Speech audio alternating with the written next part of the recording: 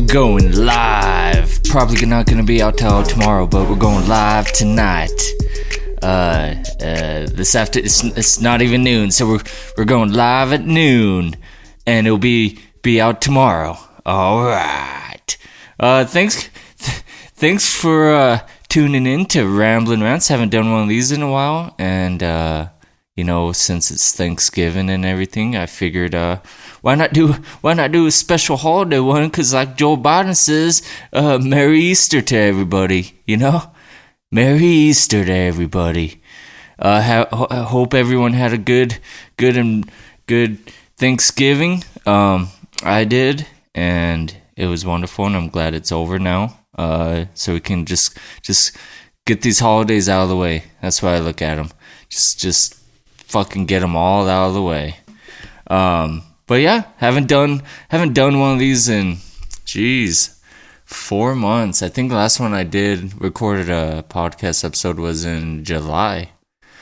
And I've been busy. I've been doing stuff just because I kind of quit. I should have been podcasting. That was one thing I kind of wish I would have done, is stayed podcasting through these last few months, because I've been doing a lot of good stuff, new stuff, and new challenges that I accomplished. And I should have kicked myself in the ass, because I should have shared the journey with some of the people who would have been interested by listening.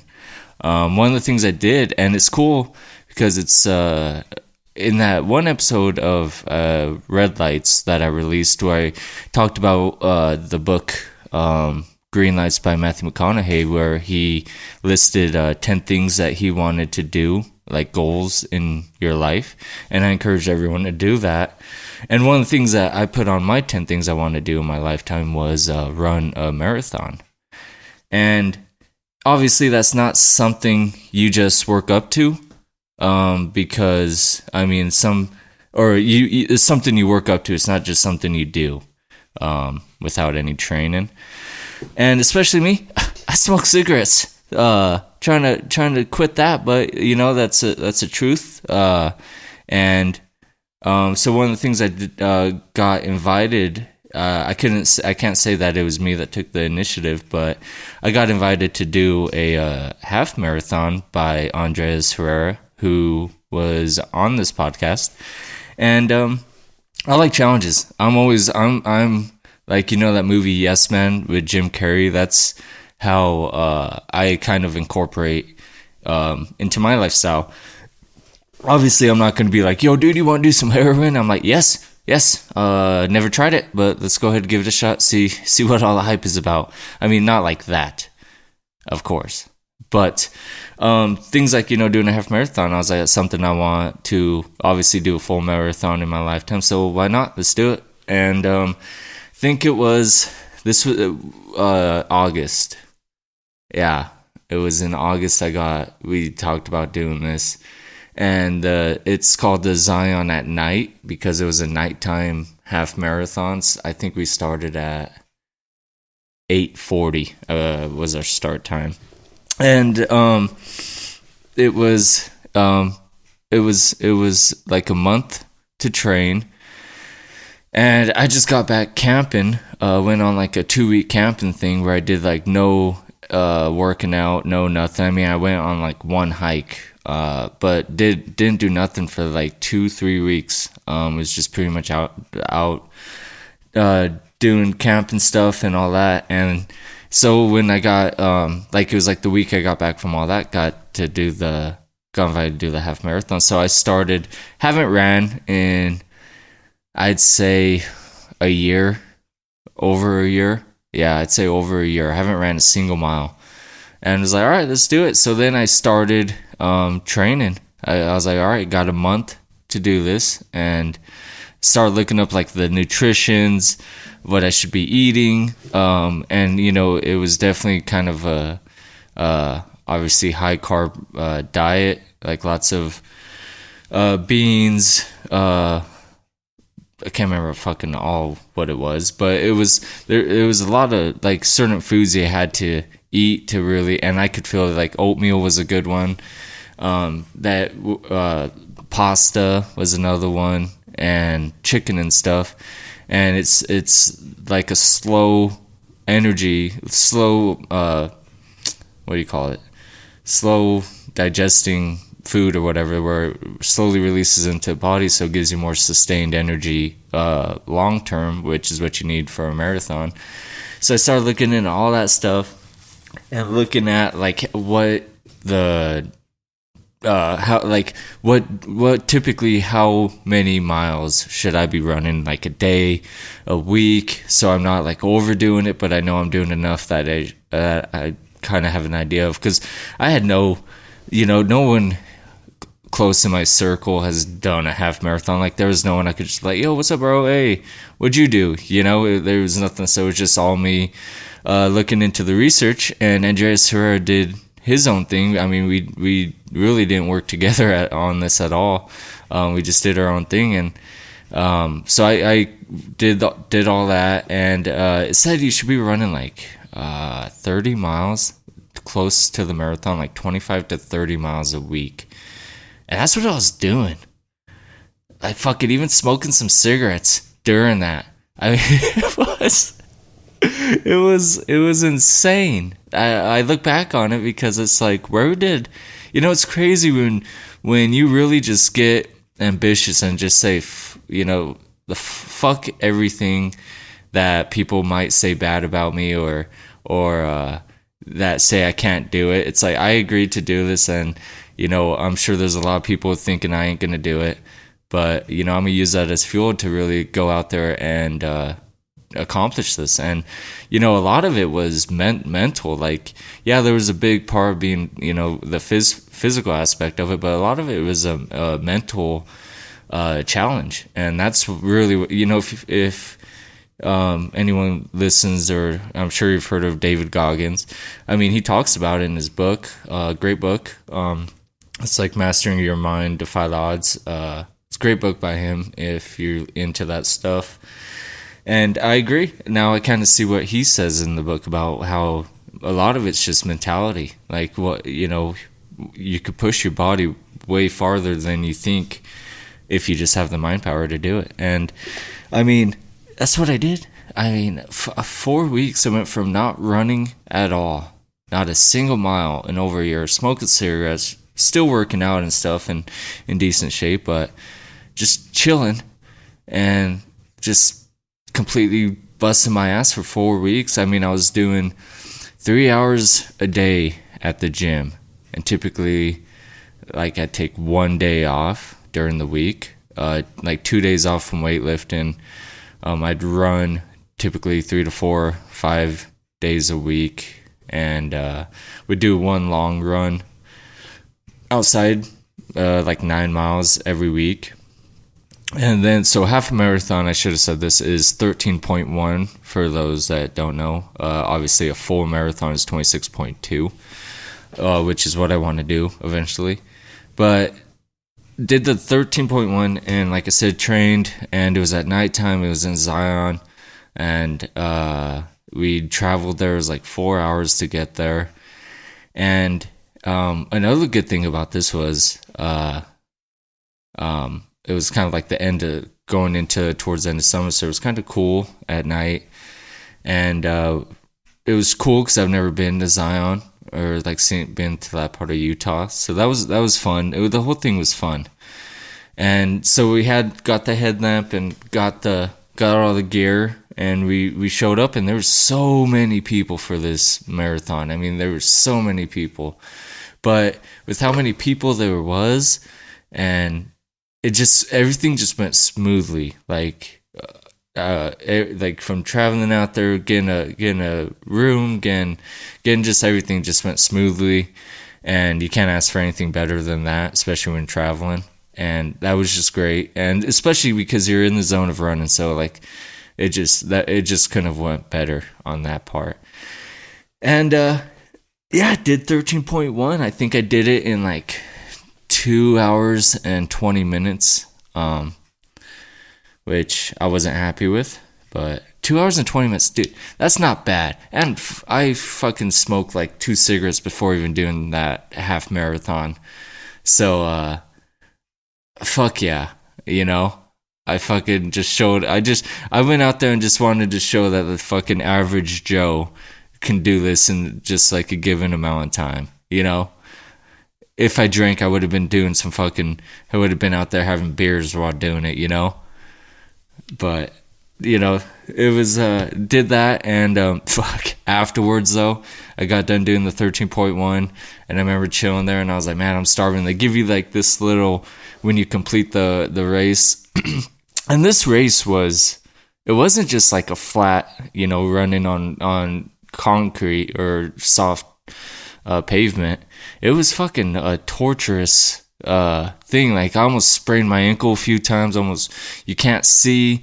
You're running over rocks. You're not even on like a path. You're just really climbing over rocks. Like, there's a minute we were just hiking through shit, and I mean, you're trying to run. And it's nighttime. So it was fucking challenging, but it was great, and it was like the thrill. And I got to like 8 miles without even stopping to walk or anything. Like, I just got there, and then I got to 8, and I think I chilled for like half a mile, like walked half a mile, and then ran like 10 or 11, then did that again, and then finished off the race. But it was freaking awesome. It was a thrill, and I experienced things I've never really experienced before happen with my body, which is like stuff you read about, but I've never actually like firsthand pushed my body to the extreme of some of the stuff I did during that. And it was weird. Like, you just could feel like your body, my stomach going through like everything nutrition wise in my stomach. It was just weird feeling. Like, I definitely felt that my diet wasn't where it needed to be for that race. Obviously, smoking cigarettes too. There's a lot of things I could do better, which I plan on doing when I return to do another one. But it was a thrill, and I'm excited to do a full marathon to see what I did with that half marathon, what twice as much what I'll experience, and how I'll handle it. I mean, you can say you're gonna handle shit, but when you don't know until you put yourself there. And that's what I want to do. I always want to see what I'm made of. Not like because I'm cocky or anything like that. And I hardly ever say anything like that, because it's really, I don't do it to like impress anyone. It's just, I just want to see, hey, I bet I can do that. I'm gonna go do that. And then if I do it, I don't really ever brag about it, because it's something like I know I can do. And I don't need to talk about it because it's proof, But yeah, so did that. That's one of the things I've been up to. And it would have been a definitely good journey to share. And I did share, basically, a lot of it. Got my medal afterwards. And anyways, after the race, I got that box of goodies, and I just started munching through the shit. I mean, I was just fucking, I didn't even know what some of the stuff was. I was just opening it up and eating it like I was starving. And this girl that like finished at the same time as I did was sitting next to me, and she was telling me, she was like, man, that seemed a lot longer than 13.1. And as I'm like stuffing my face, I'm like, yeah.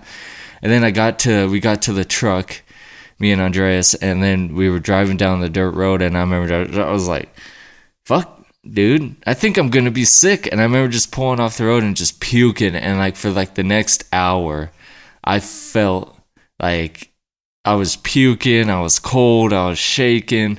I was like, what the hell is wrong with me? I was like, what the fuck? I was drinking water. Like, I remember I had to get some ice water, and was eating like the ice, and I was just like, what the fuck? I was fucked up. And then like after an hour and a half of being that way, I came out of it and I felt great. And it was kind of like a good, like I said, I experienced some things happen with my body that I'd never had happen before, and it was just kind of like, what the hell is this, during the race, after the race. But then went and had a great breakfast the next day, and I haven't ran a mile since. Not a single fucking mile since that race. But yeah, I'm going to. I just got to figure out when the next one is, and I'm gonna give myself a lot more time to practice and actually take it a lot more serious. And then maybe in a year do that full marathon, cross that shit off my 10 things I want to do in my life. But yeah, so that was in August and September.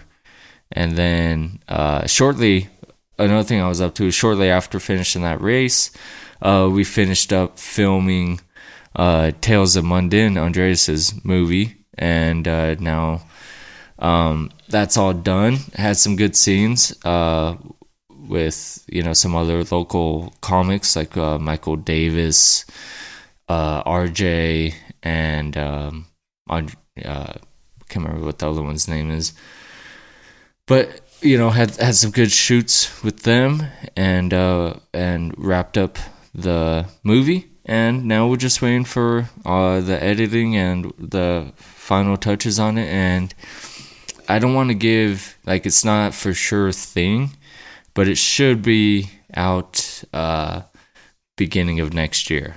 So when it does, I'll definitely let everyone know and put a link up on social, and check it out if you want to. So should be fun, and I'm pretty excited for that. One thing else I did get that I was super stoked is also in September I got my fucking license back. You don't know what a necessity driving is. You may think you do if you've never lost your driving. I'll be fine, I'll ride a bike, or I'll just take Uber. Yeah, you can say that shit, but I lost mine for over a year, and I'm not gonna go into detail why, but some shit happened, and I'm a thug, and I live life free.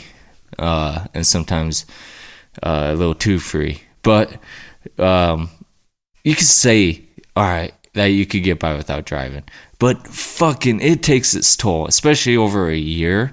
If it was 3 months, alright, whatever. But over a year, it really got to the point where I fucking forgot what it was like to just go for a drive. It got to that point. It was fucking depressing sometimes, but I kept a smile on my face and stayed positive and fucking got through it. Definitely had a good support team around me, and I'm thankful for that. But it was fucking rough, and so I got my license back and just took the truck out, got it washed up, did everything needed to it. We took that on the I drove to Zion a few days after getting my license for that race. It was just fucking great. It was great. Life has been fucking great. Should definitely been made time to do podcasting, but there's just been so much shit going on, simply put. Just so much shit going on that I didn't, and it just made me feel sad that I didn't stick with podcasting. But now we're back, and got my license back, which makes going places a lot easier, and got my license, haven't got pulled over, so that's good. I was always worried that I was gonna fuck up driving after not driving for so long and get pulled over, but yeah, I mean, I've been with someone who got pulled over, which is fucking. I gotta say this: when you're not the one being pulled over, but you're with someone who's being pulled over, there's no other better feeling, because you've done nothing wrong, you're just chilling, right? But then you get to be still there witnessing it, it was happening to you, but it's not, so you kind of still get the thrill, I won't say any names or anything, but I was with this one girl hanging out, and she got pulled over. She was doing 96 in an 80, and I was with her, and I didn't even know we were almost in the triple digits. You know, 96. I didn't even know we were going 96. I didn't even know we were 4 miles an hour from 100. I was chilling, you know, just chilling. And I live life fast anyways, you know. So I mean, that's just natural to me. Like fast is just natural. I could fucking fly a jet airplane and just be like, yeah, dude, this is how my life is, you know. So that's why it didn't fucking faze me, you know. 96, but that's crazy. 96, and we get pulled over, and I'm like, oh, you know, like. She said she was doing 85 or something, so I was like, okay, 85. And the cop was the one that came over, was like, and this cop, all right, this whole fucking thing was the funniest thing that, you know, has happened being pulled over. And like, the greatest thing was I wasn't in trouble, right? I'm just in the passenger seat chilling, not doing nothing wrong, and I get to witness this conversation, this cop who maybe had an extra chromosome or something. I don't know. There was something different about this cop. He came over to like the my side of the window, right? The passenger side. And then instead of just leaning over like a normal guy, right? Just leaning over and saying, "Hey, license registration, please." He like he squats down like he's getting on a horse. All right, picture a guy squatting down to get on a horse. All right, that's what he did to get down to the car. He squatted. He squatted down, right, to get on a horse that wasn't there, to ask her for license and registration, please, and insurance. You know, why don't they, you know, they always forget that, like in the movies. It's license, insurance, and registration. But it just doesn't sound as good as license and registration. But anyway, so I asked her for that. Okay, gives her license, checks out, gives him the insurance card. He's like, oh, this one's expired. Do you have another insurance card?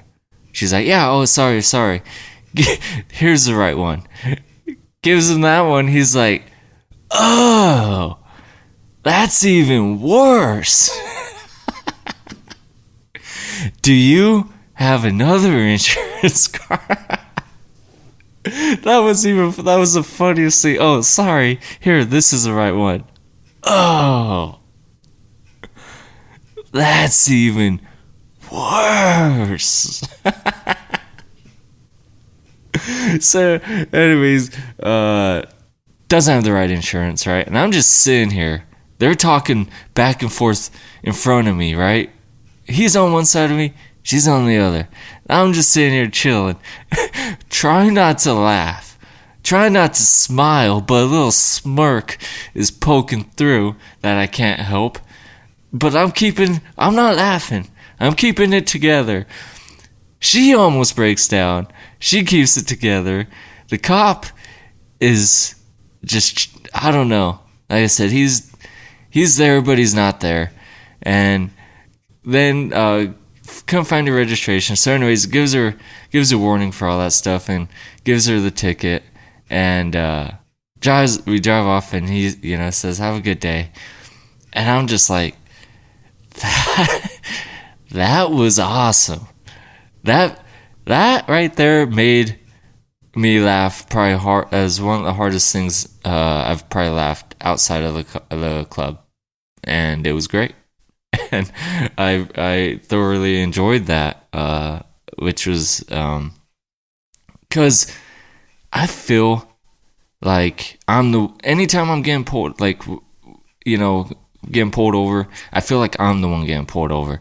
Like, I feel like out of all my groups that I'm in and people I hang out with, it's like I'm the one always having shit like that happen to. So the fact that I had seen it firsthand happen with someone else, and I just got to sit there and chill and watch this whole thing go down, was unbelievable, and I needed that in my life, and I was very thankful for that opportunity, and hopefully I get another one. You never know.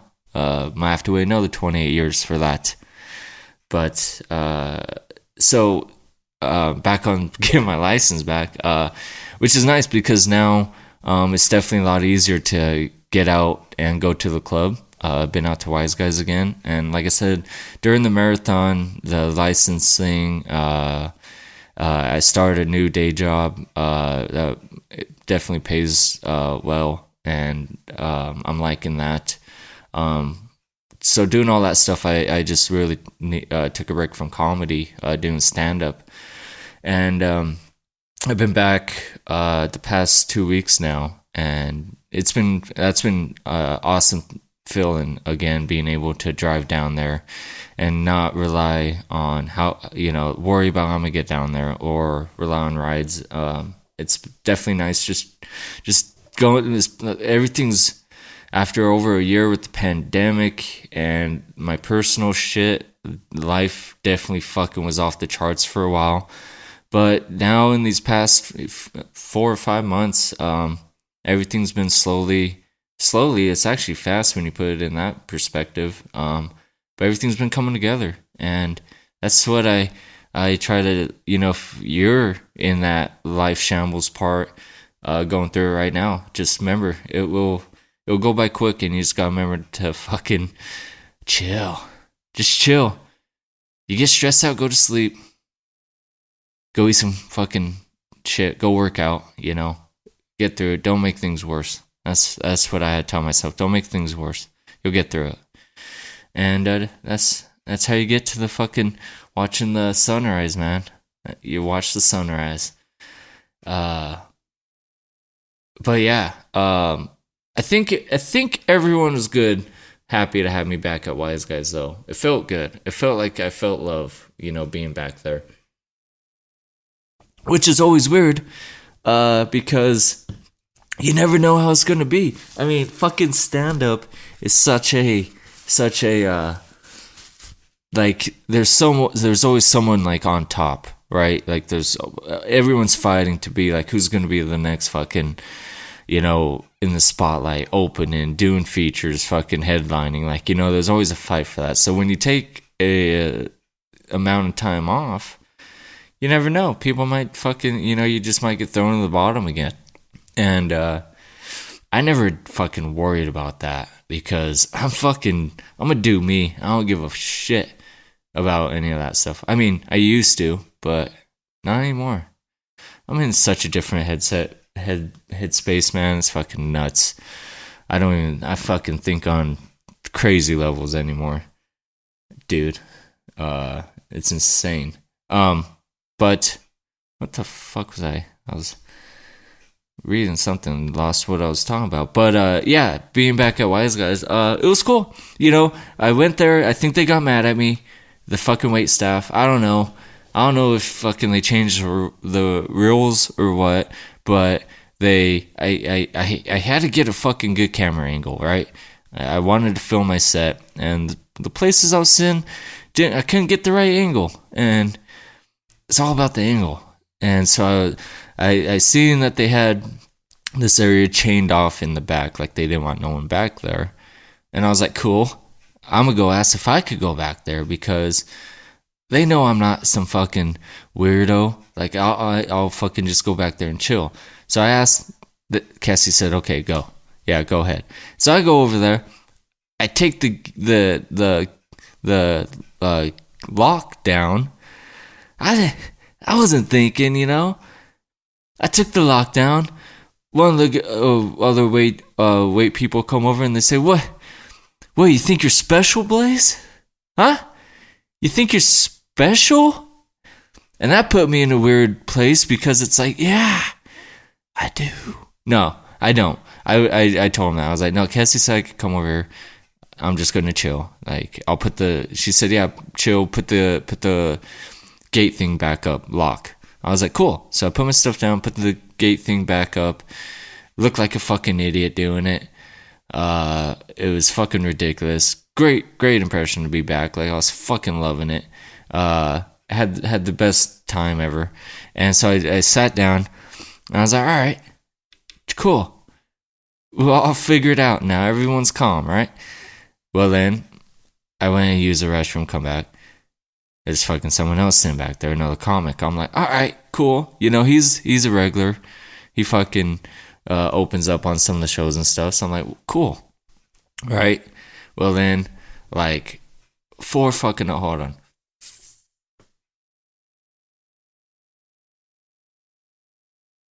Like, 4 other people show up, comics, and sit back there.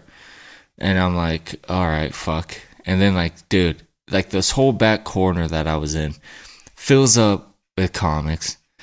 And I get blamed for all of this. Because the one guy comes up, the one that was said at the beginning, oh, you think you're special, Blaize? Jose, I think his name is. He comes over. I was like, see what you started, Blaize? We let you back here, now we got a whole fucking corner of comics. And then walks off. And I told him no. I didn't really, though. But yeah. And then I think they were mad because I started that. But hey, it's cool. I made sure that everyone knew I was there. And that's show business, baby. And that's what we're gonna wrap up on.